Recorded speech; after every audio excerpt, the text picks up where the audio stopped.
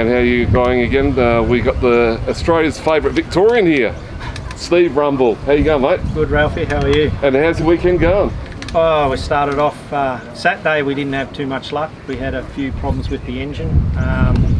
We blew off. Actually, it started back in Lake Eppalock. The thermostat housing failed on us back there, so we had to pull out.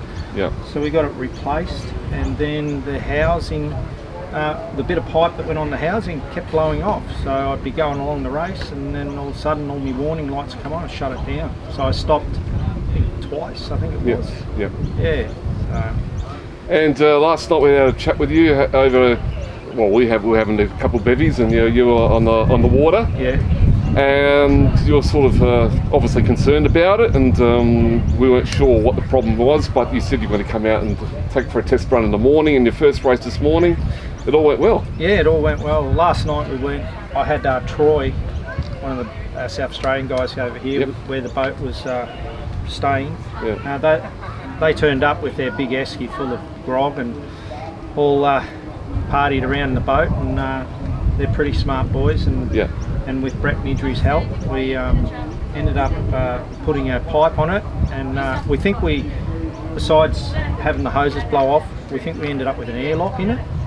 So we ended up putting a pipe, extension pipe, filled it up, ran it, and then kept filling it up, and then left it overnight. And since then, it's settled and we're running.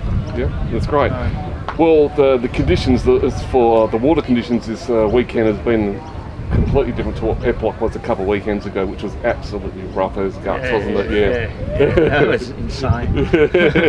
This is a mill pond. Yeah, and I was out in the centre of the course there, the rescue boat, and your first race, you come zooming past us, and then you missed the buoy.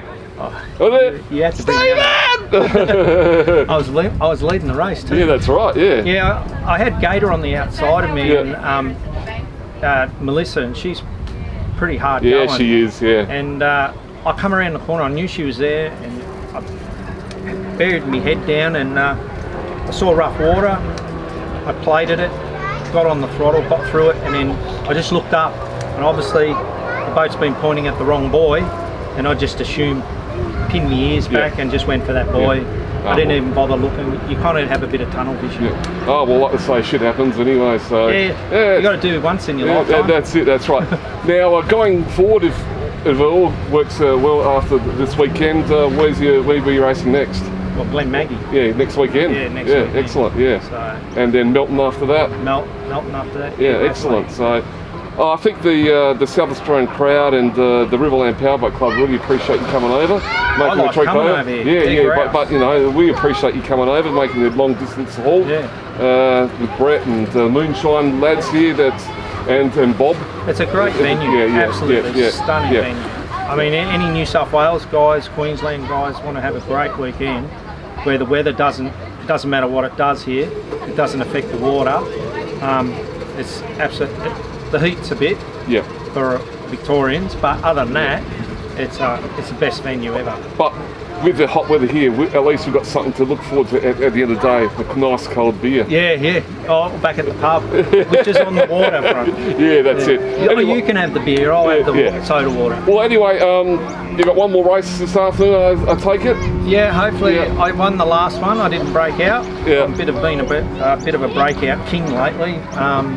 Hopefully this one I won't break out, and who knows, I might end up with a trophy after all. I don't know. Well, I can only try. Well, we can only warn back at if you do get a trophy, not to give you the microphone, hey? Yeah. Quite notorious with the speaker, you know, but that's why we love you. That's why you're my most favourite Victorian, I suppose, in boat racing, because you are like that, and you know, so. Oh, there's my girlfriend Tracy, B&R Engines girl. Yeah.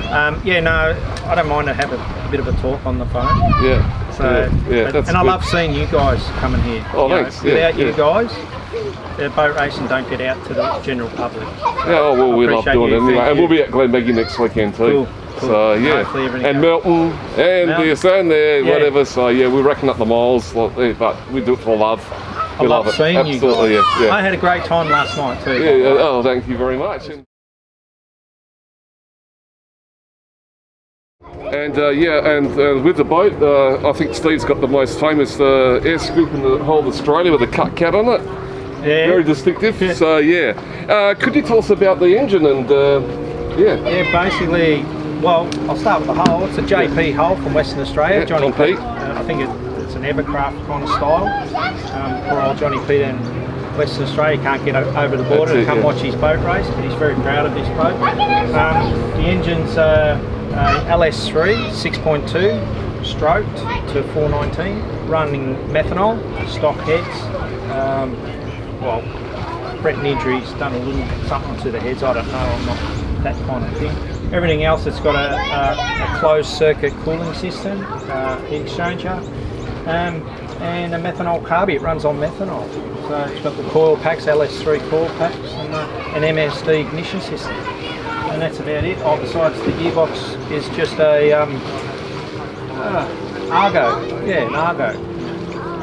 Yeah, and we've noticed that you try and go into most classes that are available to you, which is really great racing. You know, you had over the years the great duels of Brett Clark and Rob King. Yeah, Robbie King. Yeah, there've been some great races. Yeah, You know, that's some awesome racing. Yeah. And now against Brett and some of our local blokes here. So that's.